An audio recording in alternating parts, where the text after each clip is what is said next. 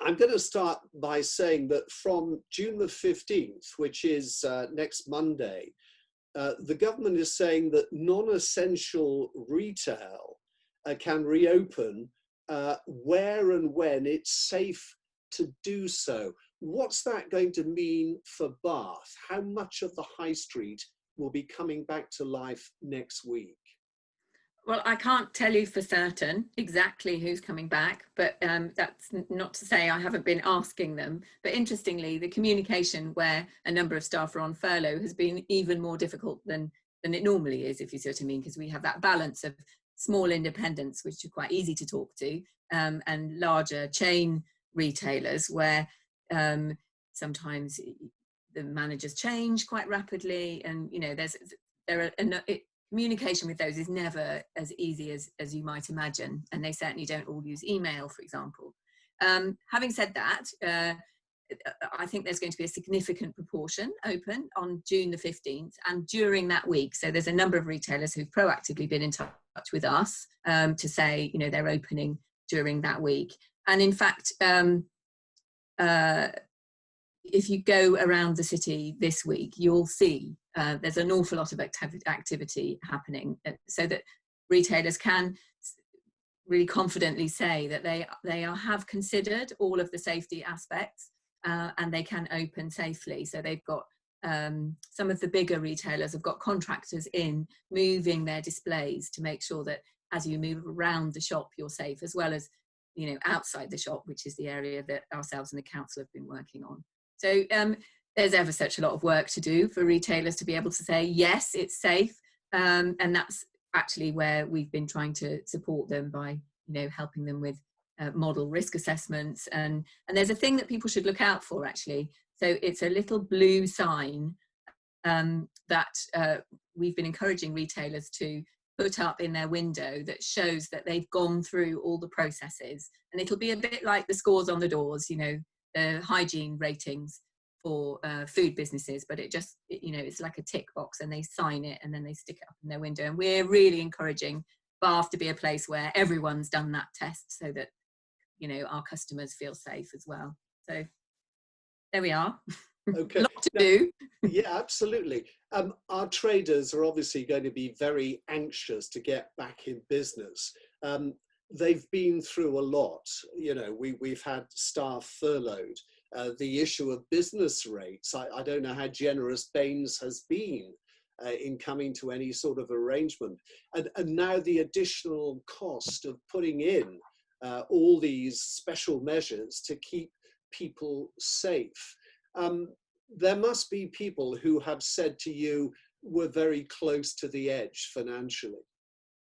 Yeah, there are, and it's very tragic. And there are a couple that we know of that you will notice by their absence. And in particular, though, I think retailers can adapt, and they can say, well, we can have one or two people in the shop at one time, and that's much more manageable, because what they rely on is a steady flow of people buying things. Whereas the food and drink businesses in the city are the ones that are really struggling to get their heads around. How do you run a restaurant or a cafe with only two people sitting in it? Doesn't make any sense at all financially. And then do you fire up? How many people is a critical mass that makes it worth firing up the kitchen? Because there are some fixed costs to have your chef in, and your gas on, and your ingredients and so on.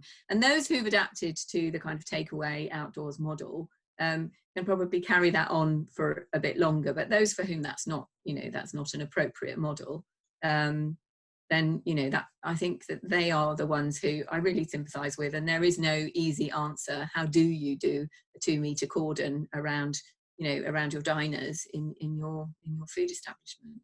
I suppose that's where, say, the long-term idea of totally permanently closing a street like Milsom Street would benefit the restaurants and cafes that line it. There are a fair number of them, because especially during the summer period, if the weather is kind, they could put tables outside.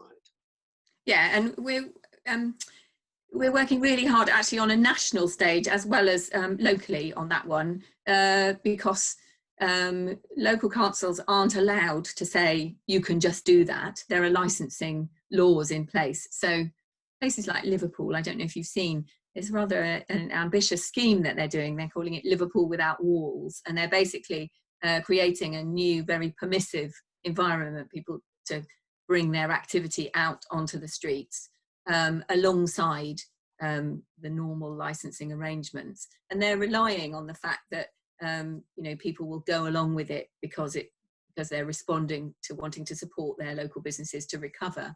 But I think in a city like Bath, where we have a lot more visitors and we have a very erudite population, the minute we do anything that steps outside of the legislative framework, we risk somebody complaining and somebody clever complaining, and then the council finding themselves in a really sticky position. So they're trying to balance this need to comply with the law and wanting to support businesses, and they are being very positive behind closed doors about, you know, about that support that they're trying to push it forward. And then so what I'm doing with other bids nationally is also lobbying the government to say, come on, you need to, in the same way that you can make traffic changes, you could make licensing changes just for this period.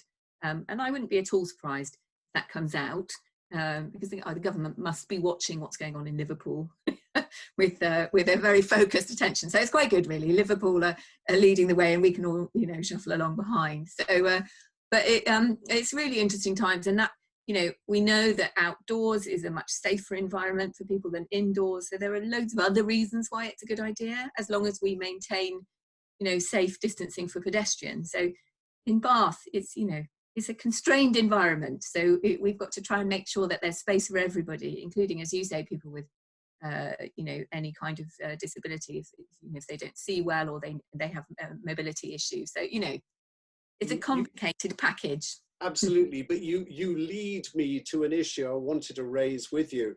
That same local authority, Bath and North East Somerset Council, has the responsibility of ensuring that measures are installed to keep people as safe as possible, to maintain that social distancing. I was talking to Councillor Joanna Wright a couple of days ago.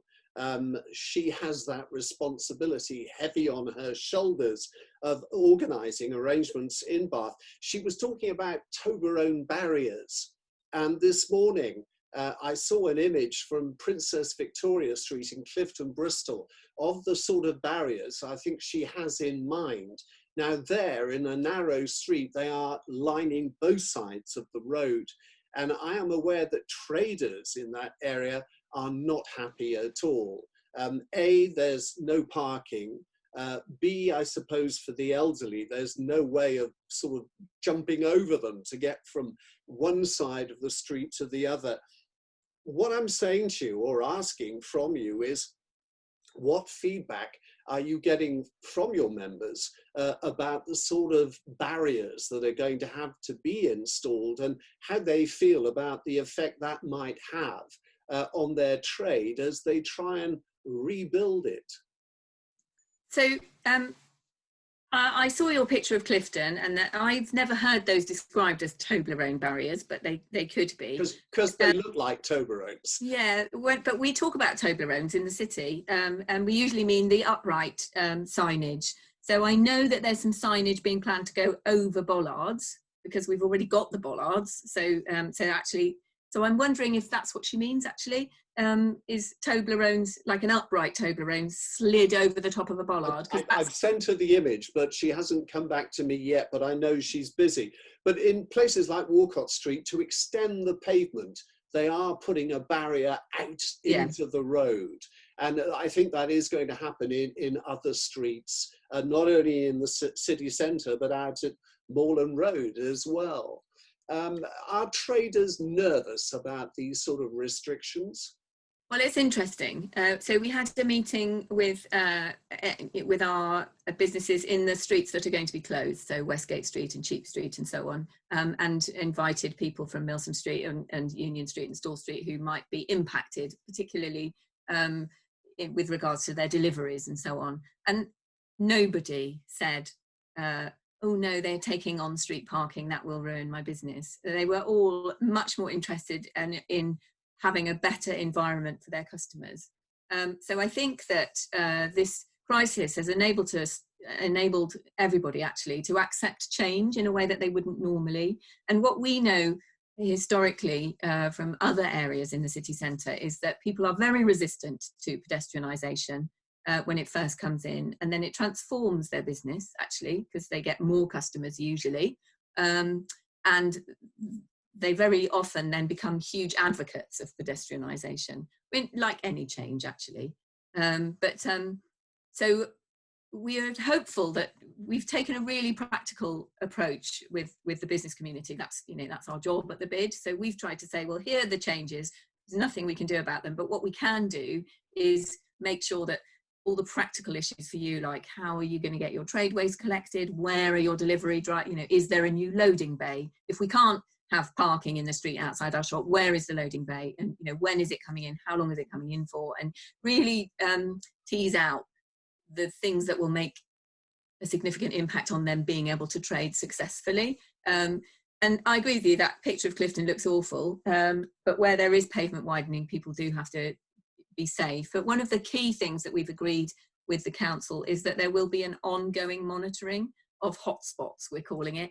So I think it's important to realise that if something is wrong and no one can cross the street, then there will be a continuous review, and if we notice that, you know, no one's going down Walcott Street anymore because they can't cross the road at the point that they want to, then that will need to be addressed. So I think it's not, you know, we don't know until we try it, because there's a lot of change, and I think, you know, but it's really important to, you know, crack on with it and do something, because it's very important that our customers, our visitors, our people who live in the city, the people who live in Baines, you know, in the market towns, the people who live in Wiltshire and Somerset who like to come to Bath on a regular basis, we want those people to be coming back first, and they won't come if they don't think it's safe.